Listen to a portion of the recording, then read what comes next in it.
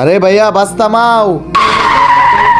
আরে ড্রাইভার সাহেব গাড়ি কেন থামালেন? গাড়ির পিছনে একটা বাচ্চা দৌড়াতে দৌড়াতে আসছে তাই থামালাম। আরে ড্রাইভার সাহেব এত ডাকছি আপনি গাড়ি কেন থামান না? আপনাদের কারো কাছ থেকে কি এই সোনার হারটা পড়েছে? কারণ এটা আমি বাসের নিচ থেকে পেয়েছি। দেখুন তো এটা আপনাদের কারো হার নেই? মনে হচ্ছে এই হারের আসল মালিক এই বাসে নেই। হেল্পার সাহেব দেখেন তো এই হার নেই আপনার? আরে না না এটা আমার না, এটা আমারও না। ভাই এটা আপনার নাকি? না ছোট ভাই এটা আমার না। আরে আমার তো মনে হয় না তুমি এত দামি হার কিনতে পারবা। আরে বাচ্চা এই বাসের দিকে নাম, আমার আরো যাত্রী উঠাতে হবে। হেল্পার সাহেব আমি আবার কখন আপনার বাসে লোক উঠতে বানা করেছি? আর আমি তো শুধু একটা উপকার করতে এসেছিলাম। আরে এটা তো অনেক দামি হার, এক কাজ করে আমার বলে দেই। এই ছোট।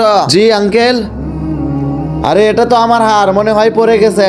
এতক্ষণ ধরে আমি চিল্লাচ্ছিলাম, আপনি সময় কইছিলেন মনে হয় তো এটা আপনার হার না। আর এটা যে আপনার হার তার প্রমাণ দেন। আরে বাবু আমার কাছে তো কোনো প্রমাণ নেই। আচ্ছা প্রমাণ লাগবে না, আপনার বইয়ের হারটা যে আমি খুঁজে পেয়েছি তার জন্য আমাকে কিছু টাকা দিবেন না? এখন আমাকে 20,000 টাকা দিতে হবে। আরে এটা তো সোনার হার, ও তো 20,000 টাকা চাচ্ছে। এক কাজ করি কিছু টাকা দিয়ে এই হারটা নিয়ে নেই। বাবা আমার কাছে তো এত টাকা নাই, কারণ এই হারটা কিনতে আমার সব টাকা পুড়িয়ে গেছে। এই নাও কিছু টাকা আছে, এটা রেখে আমাকে হারটা দিয়ে দাও। আচ্ছা ঠিক আছে, যা টাকা আছে তাই দাও তাহলেই হবে। আর বন্ধুরা ইসলামিক ভিডিও তো সকলেই পছন্দ করে, কিন্তু সেই ইসলামিক ভিডিওতে কয়জনই বা লাইক সাবস্ক্রাইব করে? আর আজকে আমি দেখতে চাই কয়জন ইসলামিক ভিডিওতে লাইক সাবস্ক্রাইব করে। লোকটাকে বোকা বানিয়ে টাকা হাতিয়ে নিলাম।